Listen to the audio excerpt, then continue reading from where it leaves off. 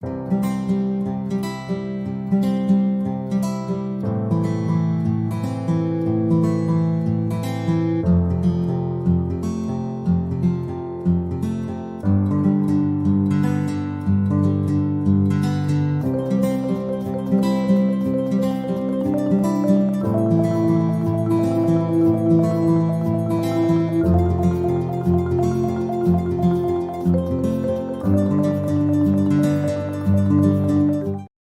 శ్రీరామ్.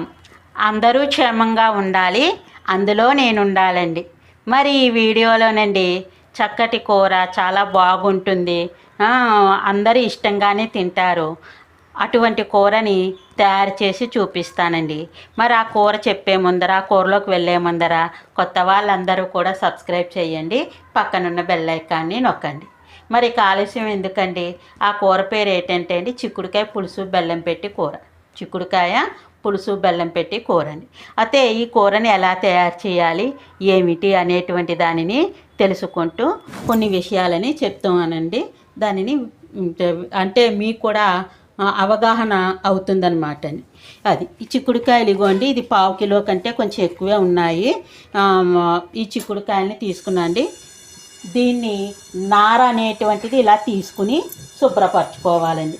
అంటే తెలుసు కదండి మనకి శుభ్రం చేసుకోవడం, కొంచెం పురుగు అది లేకుండా ఇలా విప్పుకుంటూ ఇలా నీలం గిన్నె పెట్టుకుని నీళ్ళ గిన్నెలోకి వేసుకోవాలి. అయితే నన్ను ఒకళ్ళండి ఫోన్ చేసి అడిగారు, ఏమని అడిగారంటే ఆ దీకానికి ఏ ఏ కూరలు వండుతారు, అలాగే తర్వాత పచ్చళ్ళు మీరు యూట్యూబ్లో పెట్టరా అండి, నాకు కావాలి అన్నారు. అయితే అసలు ముందర ఆబ్దీకానికి ఏ ఏ కూరలు వండుతారు అనేటువంటి దానిని తెలుసుకుందాం. మనకి అరటికాయ తోటకూర కంపల్సరీ అండి. అంటే మాసికాలు వచ్చిన ఆబ్దీకానికైనా ఈ 2 కూరలు కంపల్సరీ వండాలండి. దాని తర్వాత ఇంకో 2 కూరలు వండుతా, అంటే 4 కూరలు 4 పచ్చళ్ళు అనేది చేయటం జరుగుతుంది. మరి మిగతా 2 కూరలో ఏమేమి వండుతాం ఎక్కువగా అంటే అండి చిక్కుడుకాయ పులుసు బెల్లం పెట్టి కూర వండుతాము, అలాగే దొండకాయ, అలాగే గోరు చిక్కుడుకాయ, తర్వాత బెండకాయ, బీరకాయ, చేమ, కంద, పెండలం, చిలగడదుంప. నాకు తెలిసినంత మట్టికి ఈ కూరలు అనేవే తర్వాత అండి పనస పొట్టు కూర వండుతారు. పనసకాయ రోజుల్లో పనసకాయ దొరికితే చాలు తద్దినం పెట్టచ్చు అనేవారు మా మామగారు మా ఆడపడుచు. పనసకాయ ఉంటే తద్దినం పెట్టచ్చు అని సామెత ఉందిటండి.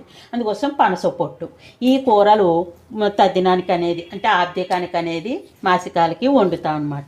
అయితే ఈ కూరలతో పాటు పచ్చళ్ళు కూడా ఏమేమి చేస్తారు ఏమిటి అయితే అండి కొన్ని వాడకూడని పదార్థాలు కూడా ఉంటాయి.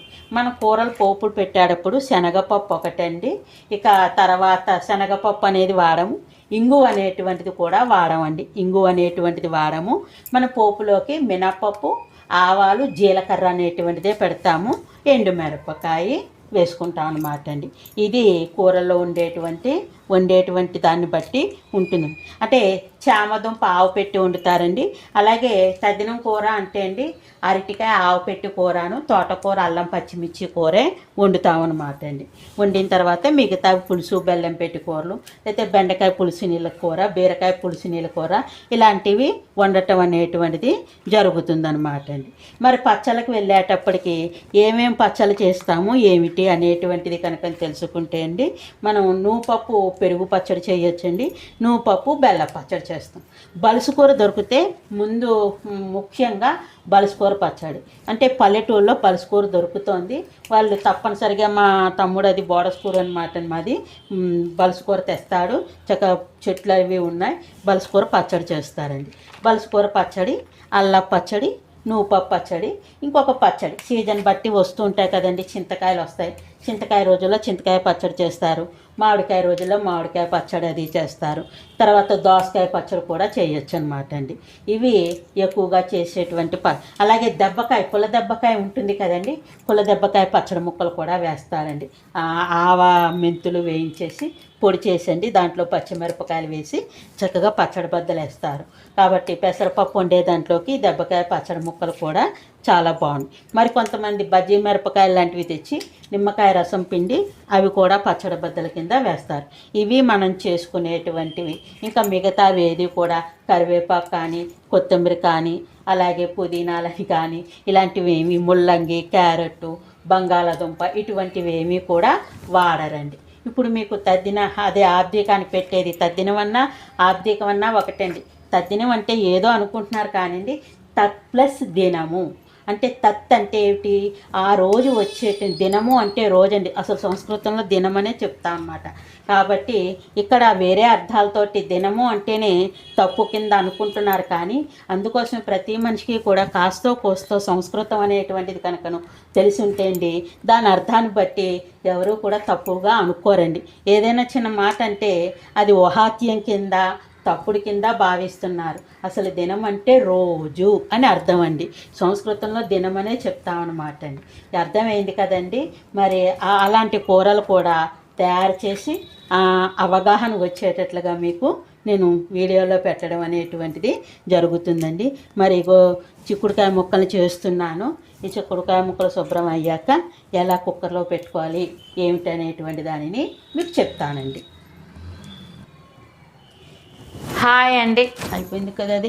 ఇదేంటి మీకు చిక్కుడుకాయ ముక్కల్ని చూపిస్తున్నానండి. చిక్కుడుకాయ ముక్కల్ని చూపిస్తున్నాను. ఇదిగో శుభ్రంగా కడిగేసుకున్నానండి. ఇంకొన్ని నీళ్ళు పోసి ఇందులోకి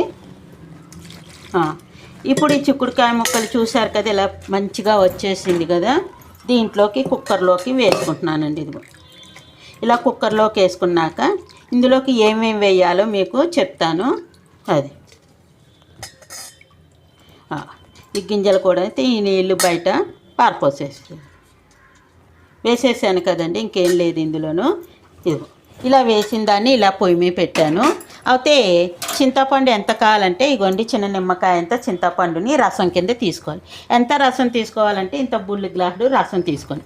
నాకైతే చింతపండు ఇదిగో గుజ్జు అనేటువంటిది తయారు చేసి ఉంచుకున్నాను చూశారు కదండి. ఈ చెంచాడు నిండా వేసాను. ఈ చెంచా నిండా వేసి ఇందులోకి కలుపుతాను. మీరు కూడా రసాన్ని ఇగోండి, ఇగో చూసారా, మీరు కూడా రసాన్ని ఇంతలా తయారు చేసుకోండి. అర్థమైంది కదండి, కనపడింది కదా. ఈ రసాన్ని ఇందులోకి పోసేస్తున్నాను. పోసేసిన తర్వాత తగినంత ఉప్పు అండి. తగినంత ఉప్పు అంటే ఒక చెంచాడు ఉప్పు ఉంటుంది. ఇదిగో రాక్ సాల్ట్ ఇందులోకి వేసేసాను. వేసేసిన తర్వాత బెల్లం పొడి కూడా వేసేస్తున్నాను. అసలు తినము అనేటువంటి వాళ్ళు ఈ చిన్న నిమ్మకాయ అంటేనే వేసుకోండి. ఇది పులుసు బెల్లం పెట్టి కూర కాబట్టి ఇంతైనా ఉండాలి, లేకపోతే రుచి రాదు. మేము తినేవాళ్ళమేనండి మా ఇంట్లో. అంటే అన్నీ సమానంగా ఉండాలి. తీపి తీపి, పులపకు పులప, ఉప్పుకు ఉప్పు, కారానికి కారం అనేటువంటిది ఉంటేనే ఆ కూర మాధుర్యాన్ని కలిగి ఉంటుందండి.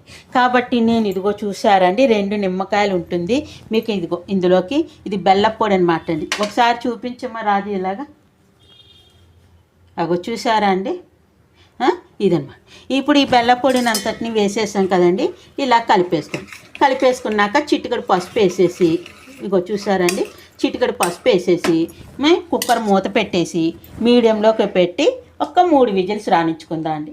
అంటే మరీ హై కాదు, అలానే మరీ సిమ్ కాకుండా సమానంగా పెట్టేసి నేను 3 విజిల్స్ వచ్చాక కట్టేస్తానన్నమాట. ఇదిగోనండి విజిల్ వచ్చేసింది. కూర మూత తీస్తున్నాను. చూసారండి కూర చక్కగా ఇలా వచ్చేసింది. ఇగో చూడండి. ఇప్పుడు ఈ కూరని ఎగుర్చుకోవాలి. అయితే ఇంత నీరు ఉంది కదండి, కుక్కర్లోనే ఎగిరిచేస్తాను, లేకపోతే మూకుట్లో కూడా ఎగుర్చుకోవచ్చు. నేను దీన్ని స్టవ్ వెలిగిస్తున్నానండి. వెలిగించి మీడియంలోకి అలా పెట్టేశాను. కూర ఎగురుతుంది. అయితే ఇప్పుడు పోపుకి ఏమేం కావాలి అనేది చూసుకున్నాను. ఈ మూకుడు పెట్టాను.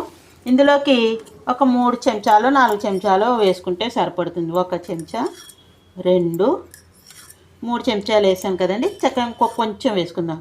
ఈ నూనె వేసుకుంటే సరిపడుతుంది. ఈ తర్వాత ఇందులోకి పోపు అనేటువంటిది 1 చెంచాడు శనగపప్పు. అదే మన ఆబ్దికానికి కానీ మాసకానికి కానీ వండుకుంటే శనగపప్పు అనేది వేసుకోకూడదనమాట అండి. తర్వాత మినపప్పు అండి. మినపప్పే వేసుకుంటాం అప్పుడు. ఇగో ఈ మినపప్పు వేసానండి. 1 చెంచా నిండా ఉంటుంది. ఇగోండి జీలకర్ర 1 అర చెంచాడు ఉంటుంది. అలాగే ఆవాలు కొద్దిగా అండి, అంటే ఒక పావు చెంచాడు ఆవాలు వేసాం. వేసిన తర్వాత ఒక 2 ఎండుమిరపకాయలు ముక్కలు చేసి వేసుకుందాము. ఈ వేసుకుని పోపు వేగిపోయిన తర్వాత ఇందులో అయితే కారం అనేది అంటాలి కదండి, ఒక పావు టీ స్పూను మెత్తని కారం వేస్తున్నాం. మీ దగ్గర మెత్తని కారం ఉంటుంది కాబట్టి మెత్తని కారం అని చెప్పాను. నా దగ్గర వేపుడు కారం అనేది ఉంటుంది కాబట్టి ఒక అర చెంచాడు వేపుడు కారం ఇందులోకి వేసేసాను నేను ఆల్రెడీ. అర్థమైంది కదండి. మీకు వేపుడు కారం లేని వాళ్ళు ఇలాగ ఒక పావు చెంచా మెత్తని కారం పోపు అంతా వేగిపోయాక వేసేసి ఆ కూరలోకి కలిపేయాలి. అయితే ఇప్పుడు పోపుని వేయిస్తున్నానండి. ఇగో ఈ చిన్న స్టవ్ మీద పెట్టాను. పోపు వేగిపోయిన తర్వాత మీకు చూపిస్తానండి. ఇగోండి పోపు చక్క ఎర్రగా వచ్చేసింది. ఈ పోపుని ఇంకోండి ఇందులోకి వేసేస్తుంది. అగో చూసారు కదండి. ఇలా వేసేసిన తర్వాత మీకు ఇగో కిందకి పెట్టి చూపిస్తున్నాం కూర. ఇగో చూడండి, ఇలా కలిపేసుకోవడమే. కలిపేసుకున్నాక ఇది బాగా దగ్గరగా రానివ్వాలండి. దగ్గరగా అడుగంటకుండా ఇక్కడే ఉంచుకుని దగ్గరగా రానిచ్చాక అప్పుడు ఒక బేసన్లోకి తీసేసుకోవాలి.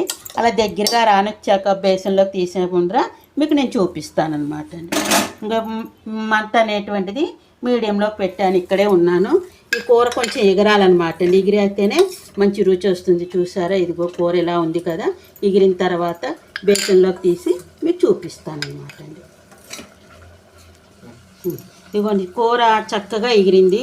అగో చూడండి, ఒకసారి కనపడుతుందా మీకు? ఇంకా స్టవ్ బంద్ చేసేస్తాను. స్టవ్ బంద్ చేసేసి ఒకసారి అడుగు మీద ఇలా కలిపేసుకునండి. ఈ కూరని ఇలాగ బేసన్లోకి తీస్తున్నాను, చూతురు కానీ మీరు. ఇదిగో చాలా బాగుంటుందండి కూర. చక్కగా అంటే మనం బాక్సుల్లోకి తినలేము అంటే బాక్సుల్లోకి కూడా పట్టుకెళ్ళచ్చండి. ఎలా అంటే అండి, కొంతమంది విడివిడిగా పట్టుకెళ్తారు కదా, అటువంటి అప్పుడు చక్కగా పట్టుకెళ్ళచ్చు. ఇగో చూసారండి, ఇవన్నీ గింజలేను ఎంత బాగుందని. గింజలు తీపి తీపిగా పుల్ల పుల్లగా, ఇందులో మినపప్పు అన్నీ ఉన్నాయి కదా. చాలా చాలా బాగుంటుంది అనమాట. ఈ మిరపకాయ ముక్క అన్నంలో వేసుకుని నెయ్యి వేసుకుని తింటే చాలా బాగుంటుందండి. నెయ్యి ఇష్టం లేని వాళ్ళు గానుగ నూనె చుక్క వేసుకుని తినచ్చు అనమాట. చూసారా, అన్ని కాయలు అయితే ఎంత కూర అయిందండి. సరిగ్గా ముగ్గురికి వస్తుందేమో అండి. బాగా తినే వాళ్ళకి అయితే ఇద్దరికే వస్తుందండి. అర్థమైందండి, అదనమాట. కాబట్టి కూర ఇప్పుడు తయారు చేసుకునేటువంటి విధానం మీకు తెలిసింది కదండి. తెలిసింది కదా. ఇక ఈ కూరని తయారు చేసుకుని ఎలా ఉంది ఏమిటి అనేటువంటిది కామెంట్స్లో తెలియజెప్పండి. మీ కామెంట్స్ నాకు బూస్ట్లా పనిచేసింది. అంతేకాదండి, నేను ఆర్థికానికి మరొక విషయం కూడా చెప్తున్నానండి. ద్రావిల్లో అవుతాయండి కొబ్బరికాయ పచ్చడి చారు పెట్టుకోమండి. మిగతా శాఖల్లో అవుతాయండి చారు పెడతారు, కొబ్బరికాయ పచ్చడి కూడా చేస్తారండి. అదనమాట. అంతేకాదండి, డొంక విస్తికాయలు దొరుకుతాయటని డొంక విస్తికాయ పులుసు బెల్లం పెట్టి కూర వండుతారట తద్దినానికి. ఎంత మంచిదోటండి అది. కాబట్టి ఏమేమి వండాలో మీకు అవగాహన వచ్చే ఉంటుంది, ఏం వండకూడదో కూడా తెలిసే ఉంటుంది. పచ్చళ్ళలో కూడా మీకు ఏమేం పచ్చళ్ళు చేయాలనేటువంటి తెలిసి, అలాగే దోట పెరుగు పచ్చడి చేసుకోవచ్చు, దోట బెల్ల పచ్చడి కూడా చేయొచ్చండి, దోటతో కూడా చేసుకోవచ్చు. ఇంకా అవగాహన అయింది కదండి. నేను ఒక్కొక్క కూరని సమయానుకూలంగా పెట్టి వీడియో పెట్టి చూపిస్తూ ఉంటానండి. మరి అది సంగతి. ఇక మీరందరూ కూడా లైక్ చేయండి, షేర్ చేయండి. మీ లైకు షేరు చక్కగా నన్ను ఎంకరేజ్ చేసినట్టు అనిపిస్తుంది. అంతేకాదండి, మీకు తెలిసిన వాళ్ళ చేత సబ్స్క్రైబింగ్ కూడా చేయించండి. మరి ఇక ఉంటానండి. అందరికీ కూడా ధన్యవాదాలు. మీ సూర్యకుమారి. లోకాన్ని సమస్తాను సుఖినో భవంతు. ఓం శాంతి శాంతి శాంతి శాంతి.